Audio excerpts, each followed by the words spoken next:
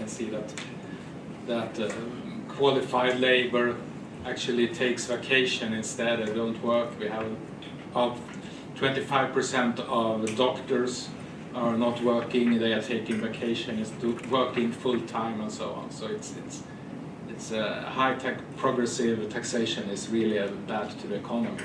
But we had it worse. I will show you pictures on some slides about that.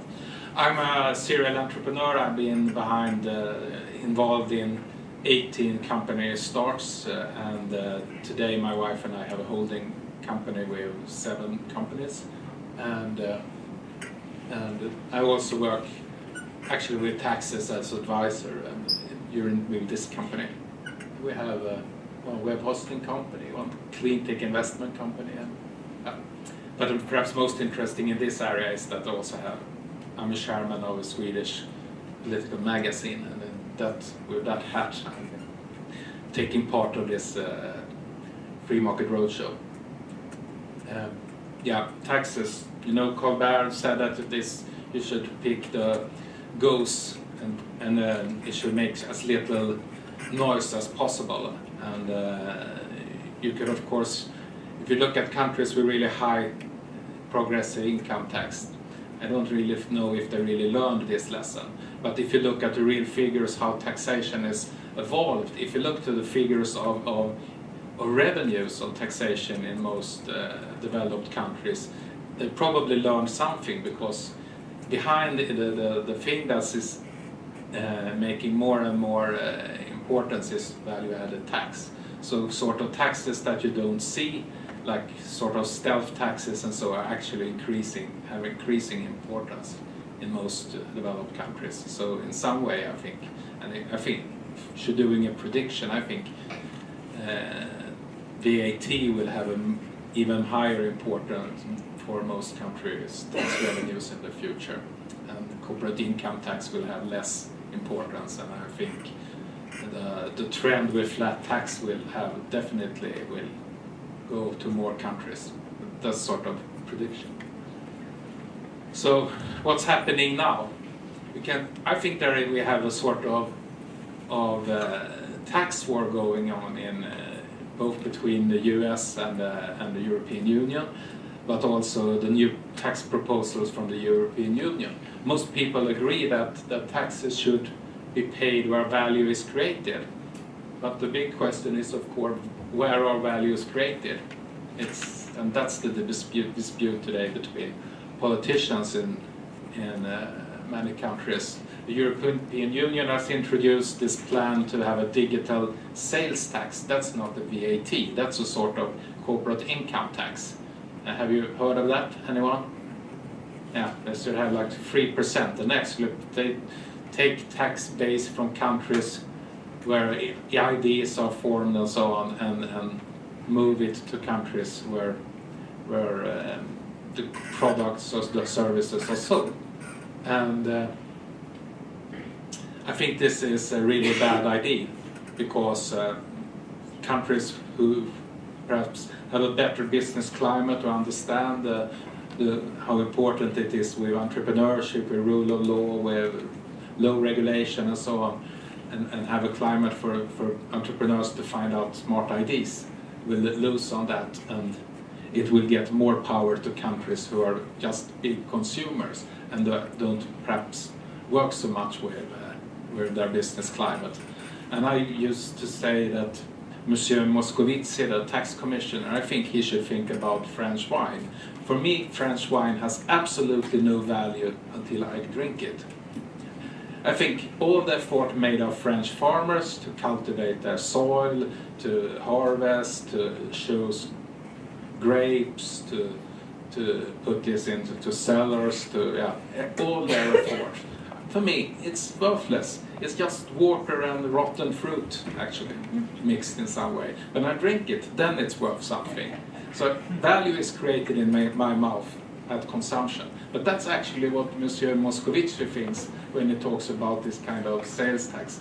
If you talk about digital products, the ideas are formed where the smart people who find out the business models for Airbnb or Facebook, or if you do something like that here, there, but this is the place where the value is created. And I think this trend to see that value is created at consumption is dangerous. And of course it's dangerous for French farmers, of course, because I do believe that French farmers do something good.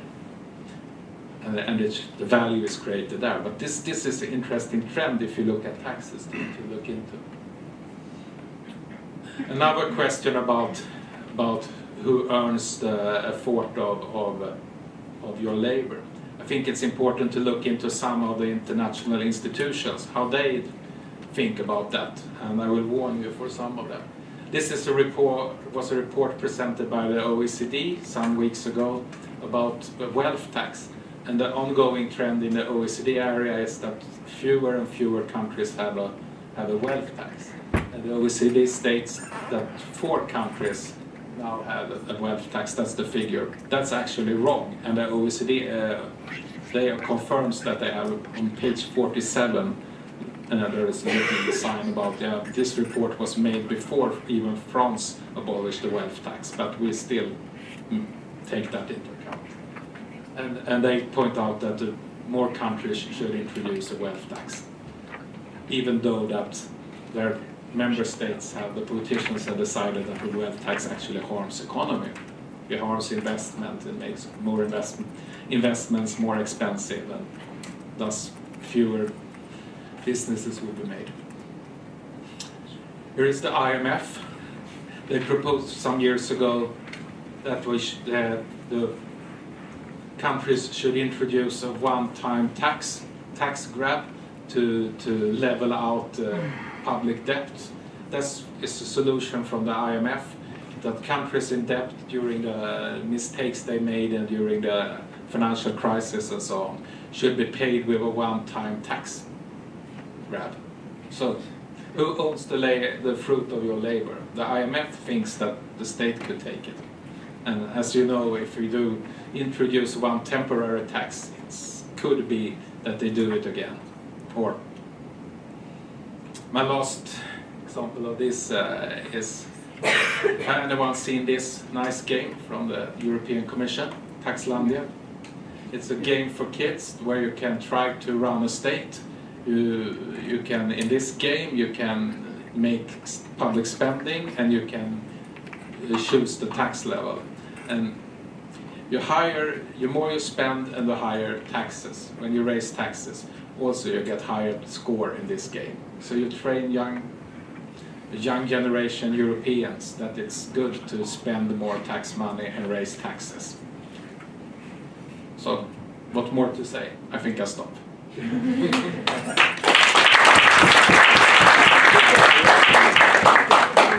Thank you very much. Let us now hear our third speaker, Mr. Federico Fernández. Do you mind if I stand? Oh, just stand there. Thank you. No, I think this is fine. Sorry, I woke up at 5 a.m. like Chris and Anders today. If I sit there a few more minutes, I will fall asleep. But maybe that's good for you. But I'll try at least to talk a few minutes. A very good friend of mine, I am Argentinian originally, and a very good friend of mine says that you have to think of the word tax as synonym of less. So when we say, tax to food, there will be less food. Tax to income, there will be less income, and that's a very good way of thinking of taxes. So the more it's like a punishment to something productive. So if you want less of something, put a tax, and if you want almost barely nothing, put very high taxes, and you will have almost nothing of that product. But in any case, and given that Anders and Thomas, I think, dealt very well with the issue of taxes, I will be talking about taxes, but I wanted to give it to talk about it in a more general framework regarding the value of competition. As I told you in the introduction, this roadshow is about values, and I really think that competition, economic competition, is a social value. It's something that is very positive both for the individual and for the society. And I want to talk a few minutes with you about that. And I will talk also about taxes in the meantime, I hope. Before that, By the way, I think there will be some people sympathetic to that gentleman there. I am organizing in Argentina in August an economics conference, an Austrian economics conference. That's our website, and if you are interested to come to Argentina, have very good beef and very good wine without European taxes, this is a great opportunity. There's all the information. You know, we are capitalists, so you know we are not. We are always for propaganda. As I told you, I think you know that economic competition is very good. Unfortunately, it seems many times that my opinion is not it's not very widely shared in society. And these are some instances in which I consider that competition is being demonized. This is the case, you know, of taxi drivers against Uber, Cabify, bicycles, whatever, you know, whatever is a threat to their cartel, they will be there, you know, complaining about it. These are French farmers. You know, if you want to have a good, you know, a good protest, go to France. You know, there's always something going on there. These are French farmers. We'll talk about this later, and this will definitely have to do with taxes. They took cattle, you know, to the streets of Paris. We'll see why. These are people, you know, complaining about Airbnb. They even say that the baby Jesus wouldn't get. I don't know. Maybe they wanted to get an Airbnb and they put name Baby Jesus. Yeah, I wouldn't rent my room, but I don't think, you know, Airbnb wouldn't rent a room to Baby Jesus. Mr. Trump, he's unfortunately becoming, you know, a voice against competition. This is him signing, you know, the infamous steel tariff, you know, to the Chinese products. This is very bad. He already took the U.S. out from the Trans-Pacific Agreement, and these are very bad signs. In any way, I think you know this lady. This is Angela. You don't know her. Stella Angelova? No, you don't know her. Okay. I thought she was. I have her phone number. Thank you. Could you share it? Well, in any case, just one brief comment about values. Because, for instance, when we say that, you know, a woman is beautiful, we say that because we believe that she participates in one way or the other from the value of beauty. You know, that's why I think that's how I see the interaction between values and, you know, the real world in a nutshell. And when we say that, you know, something is competitive, I think what we are saying at least is that something, that good, that service, whatever, it participates from three values as I see it. Of course, it participates from economics, from the sound economy, from good economics. It participates from the human capacity for self-improvement, and it also participates from cooperation. And this is something we tend to forget about competition, and I'll try to talk about these three things in what follows. The best example I could come up, you know, to talk about competition is football, because it's one of the most important things in life. You know, no, I'm not going to come here and talk about how, you know, prices are going down. That's very important, but football is even more important. And the point I want to make is that in sports in general and in football in particular, we are very open to embrace competition. We like competition. We like things like the UEFA Champions League, the World Cup that it's coming, and I hope that finally Argentina can win it. It's tough. I mean, I don't know. Maybe they get out. They take Germany out, you know, in the next 50 days. But if not, we won't have any chance. But in any case, we embrace competition. We like it, and football is a good way to see all the positive things that competition brings to whatever environment where it's applied. This guy there, that one with the Argentinian t-shirt, that is, I hope some of you, you are very young, but I hope some of you know him. That's Diego Maradona. That picture was taken in the World Cup of Italy 1990. He was 30 years old at that time.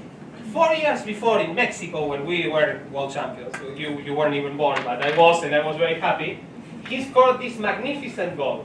We have to watch it. We should be watching this, you know, until 5 p.m. at least. Glorious, glorious. However, after, just 4 years after scoring that magnificent goal, in 1990 he was considered a veteran, almost on the brink of retirement. The FIFA official movie of the World Cup refers to Maradona as Argentina's old master. And that was the case. This was, early 90s.